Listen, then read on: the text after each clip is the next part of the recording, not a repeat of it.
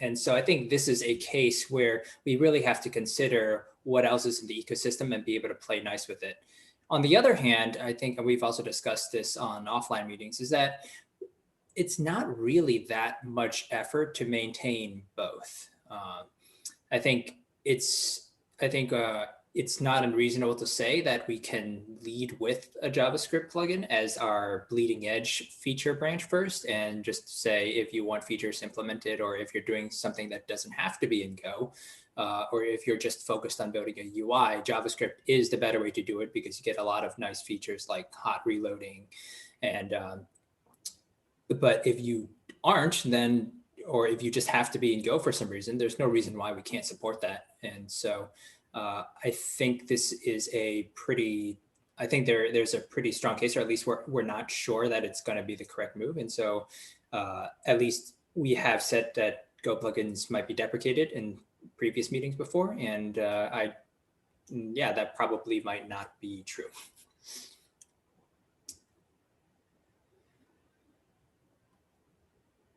Yeah, I think that's right, Sam. I think as we started to look at what it means to expose this API, we're realizing that the core elements of our plugin API are really the ability to make and perform requests to the Kubernetes API. They are the ability to send actions to a client, and it's the ability to render components and views out from your plugin, right? And the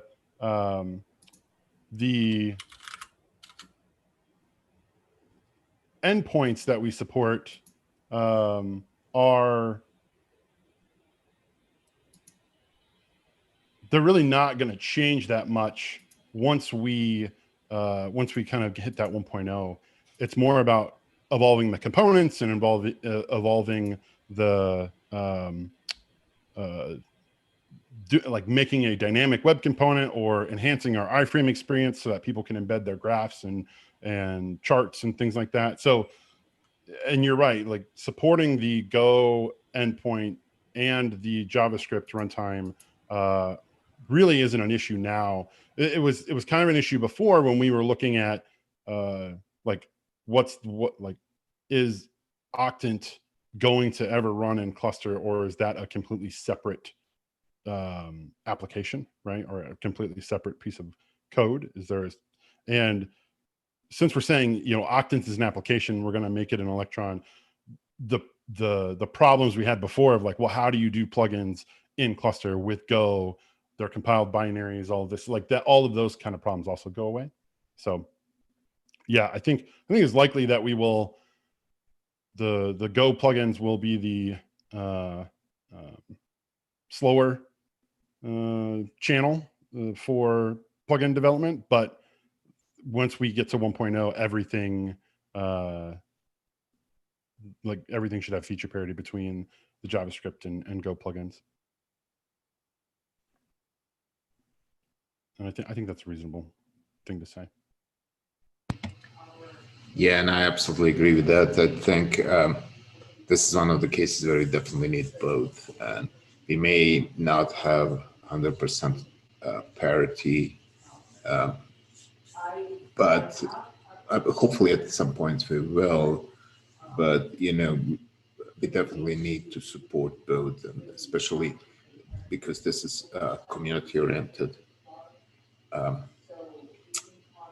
feature, and the more support from community we get, the better. And the best way to achieve that is to support as many languages as possible.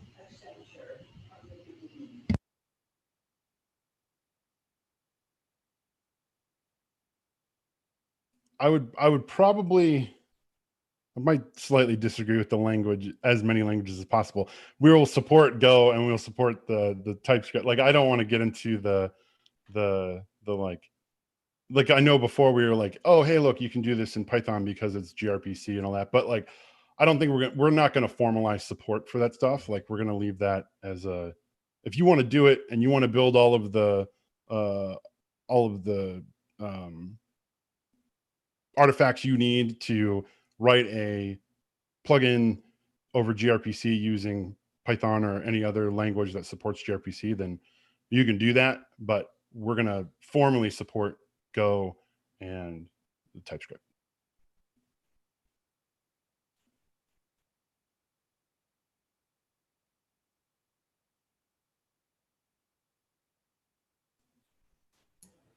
All right. Anything else there that people want to add? No, I think we can update the agenda doc with what we just said, in case maybe someone who just doesn't want to watch the video or isn't tuned in right now.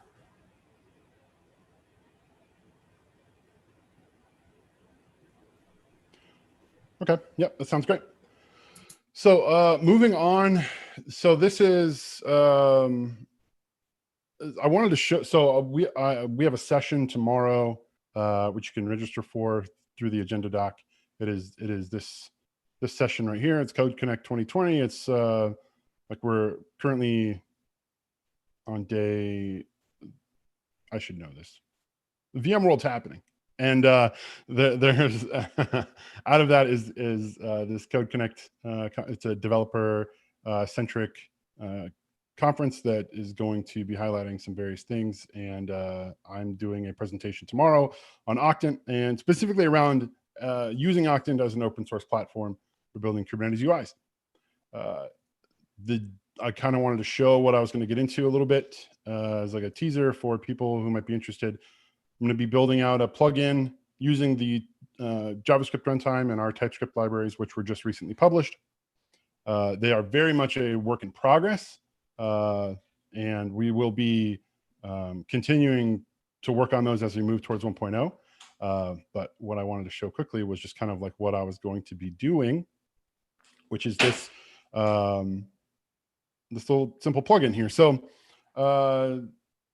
this plugin works off of the idea that there is some type of deployment service that it's obviously it's for demonstration purposes, but so people can yell at me about stuff, and that's fine. I'll probably just ignore it.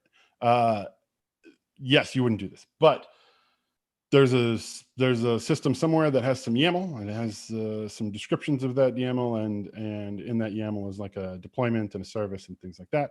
This plugin is pulling that information in from that third-party service. You can go in and you can view. Right now it's scaffolded out, but you can go in and you can view the YAML, and you can get some details about things. The deployments themselves have the ability to be installed. This status field is going to update as things get installed. And anyway, that's it. This plugin is going to be created from nothing, from an empty generator or scaffolded out project using our generator to this functioning and working. This deployment will update when things are installed. You'll be able to click on it and go to that installed deployment. This install link will change to a delete link. And all of that's going to be, we're going to code all that up in about 20 minutes. So it'll be fun. I suggest folks attend. And I have a backup in case that fully falls on its face, and I'll just swap it out. You know, like in cooking shows where where things go horribly wrong and the pan catches on fire and they stick a lid on it and then they pull out the full version. So there'll be a code repo that people will be able to get to if you can attend the session live. That actually I'm staging all the commits, so you'll see the progress of it going forward. So the commit entries in the repo line up with the steps that we're going to take in the session itself. So.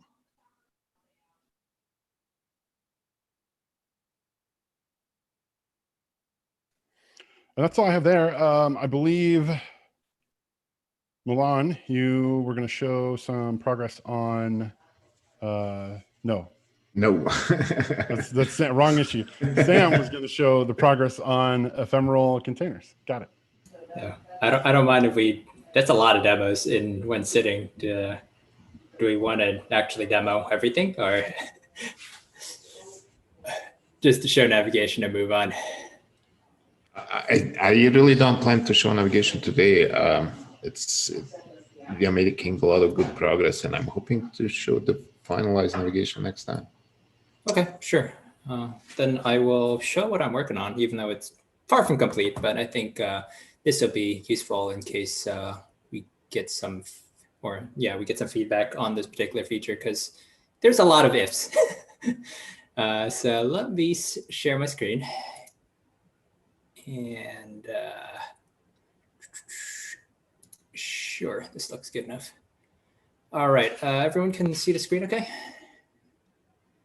Cool. So let me start off by running, this is currently a master build of Octant with something that I'm working on currently.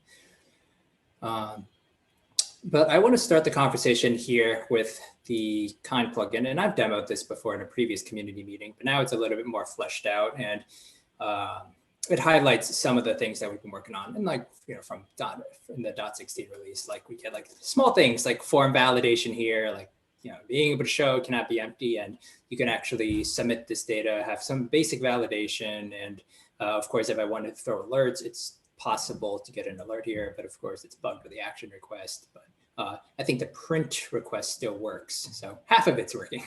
But this is just a really nice tool to be able to create a kind cluster really quickly. So like if I had like test 2, you can select a specific version.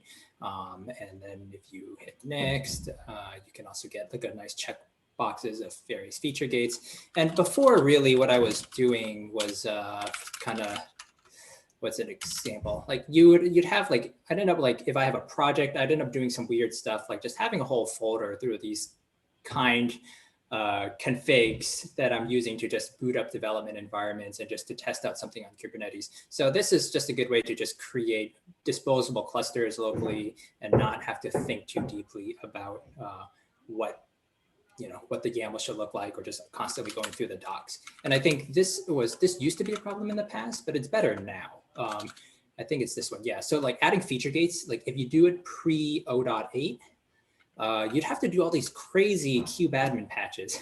And now they actually introduced a feature gate flag. So I think I have a test something like this. Yeah, where you can just list out the feature gates. So it's a lot easier now if you're doing 0.9. But which still doesn't, which this is nice. This is super awesome. But this is still going to involve me like saving a bunch of YAML. So this is kind of the motivation behind what this plugin is supposed to solve.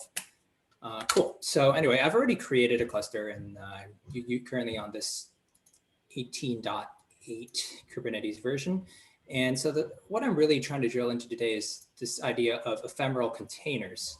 And there are a lot of ideas, so maybe I'm just spitballing a lot of things here, but also feel free to stop me if there's anything that's not clear. But there's this idea of an ephemeral container. And the motivation for this is that if you're using, say, if you're trying to debug a pod, and I think I have one already spun up just to save time. And here is the deployment YAML for it in case you want to see what it looks like. A lot of times it's very important to understand that the container image that it's being deployed on is going to limit you on whether or not you can actually create a shell. And in this case, we use something called a distroless image. And this is essentially just a really stripped down version of, I think in this case, it's Debian. I have a Docker file here. Yeah, so it really just copies a bunch of files from base, and then it uses the distroless. And what this really just means is it comes with nothing. And if you try to open a terminal, you can't, because it doesn't have shell, it doesn't have bash. And a lot of people want this for security reasons or to have a smaller container footprint. So having this configuration is reasonable, but it doesn't help us debug.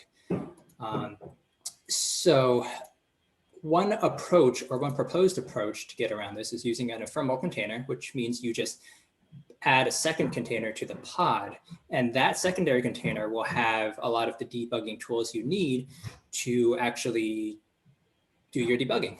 So I can show an example of this, and I would just copy the pod name, and I think I might have this already pre-baked.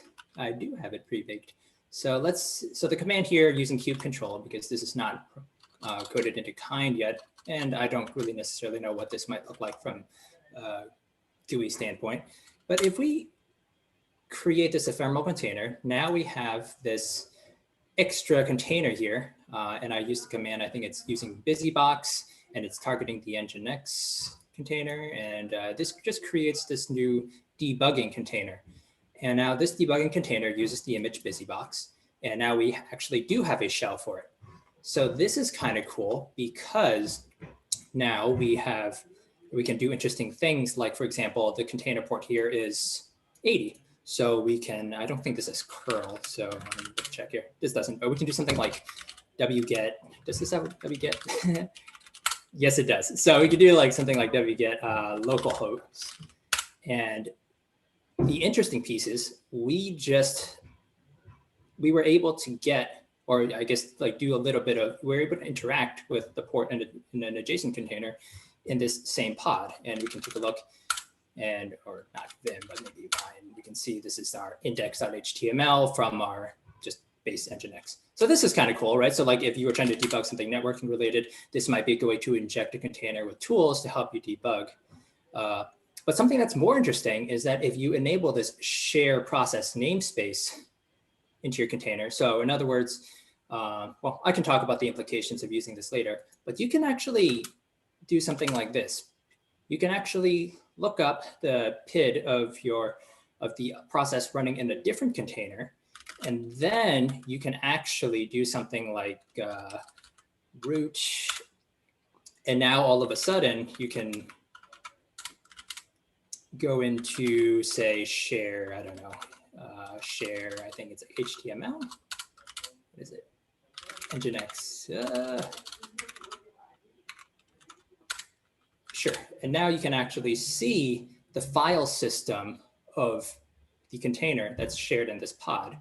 And if we do something like this, and I can kind of demonstrate that it is actually being shared, we just port forwarded this Nginx container. And if we do something like this, we can say, I don't know, what's a fun one? Hacked. And if we save this, we can theoretically see something like, uh-oh, or maybe not. Or am I maybe not doing the right pod? But we should be able to modify, yeah. So this, if it actually saved, it should show the updated version, or maybe not. Or maybe I'm doing the wrong one. No, it shows, well, it's in the, you did the title. It showed up. I did the title? Yeah, see, title. Oh, there it is. I was looking at this welcome thing. So yeah, so that's kind of the idea. Or maybe it's not in the big font, so maybe I'll do it in the big font if test. And yeah, there we go. So you can modify the file system of something in the file system of a shared container. And so what I want to do in Octant is to be able to have something like this, where if you have this terminal and execs the shell by default, and I think I might have the code here. Yeah, so currently we just parse command, we just assume it's shell. And what I really want is to be able to say, if this fails, can we do this alpha debug and say, hey, if you have your feature gate enabled, would you like to create an ephemeral container? And it'll do it for you. And then if you go to the dropdown, it'll show this new container. And then also, I want to make this share process namespace discoverable, because there are two pieces of this. There's like, one is that on a debugging cluster, or maybe a staging cluster, this is acceptable. I don't think people might want this in production, or at least there are implications of using this, which people might not want in production. But that said, for debugging, this is kind of neat. But the problem is that if you're not aware this even exists in the first place, you might have to push the deployment again. And then you kind of, what you lose here is that you're not able to debug a currently running container. You'd have to regenerate and create a new pod with a shared process namespace, and then you can access the file system. So there are a lot of gotchas here. Like, you can always push a debugging container to something that's running if the feature gate is enabled, but you can do more if you configure it slightly further. And to further complicate this a little bit more, checking whether or not a feature gate is enabled is kind of difficult. You can, using the discovery client, you can check whether or not you have this resource in the API server, but there isn't really a way to check that the feature gate is also enabled on the kubelet. And so what you'd end up with is that you could say, even if Octant looks up and say, we found your feature gate for ephemeral container resource, this whole thing still might not necessarily work. So that's kind of the difficult piece about this, where there are just a lot of failure modes. And to really get the most value out of this, it needs a little bit more configuration that we'd like. And it's hard to really just make this in button form, right? You can't, it's not just click buttons. It's that like you'd have a lot of ifs before you can get to this state. And just to move past this a little bit more, I think this is also going to be a very cool idea moving forward, because we can look at this graduation criteria, and this is in most of the feature gates kept. They have this criteria for graduating a feature. So, and one of these are saying that, it must see use in projects, articles, whatever, right? So in other words, they want to see adoption of these feature gates. And what this allows people to do is, one, let people know that these feature gates actually exist, makes them discoverable and makes them easy to set up. But also it'd be really cool if Octant all of a sudden becomes this signal boost for a lot of these feature gates. And so this is something that we can look into as moving forward in our future releases, to see like what feature gates are being are popular, and what things that we want to try supporting into Octant, and maybe if we can see if other parts of the community actually wants to work with us on building out a UI for some of these things. So that's about all I've got. I'm definitely looking for input on what the developer experience for this is supposed to look like, because obviously if you just see a button that says create ephemeral container, you're going to be like, what is an ephemeral container? What does it do? Why do I need one? Right? And it's hard to wrap all what I just talked about in the last 15 minutes in a single button, right? So this is where it gets tricky, and I would definitely love feedback on what this should look like, how how do we introduce more feature gates in the future, and just feedback in general on how we think Octant should move forward with debugging tools like this. So that's about it. Thanks for listening to my TED Talk. Oh, that's really cool. I really like there's been many times where I've wanted to like get into a container that I was building, but like then I have to go and I have to add a shell into it and add all these tools into it, right? And this kind of lets me not have to deal with doing all of that. I really like that. Yeah, it looks pretty cool. I really like the idea of attempting to establish the connection. If that doesn't work, then prompting the user to create this new container, and maybe have something like do that only once and give them the option to do it automatically after that. If, for example, I would do that every time, but in the same time, I want to be prompted with the option to do that first time. So I don't know. It's really cool. It's really important stuff to be able to jump in and debug.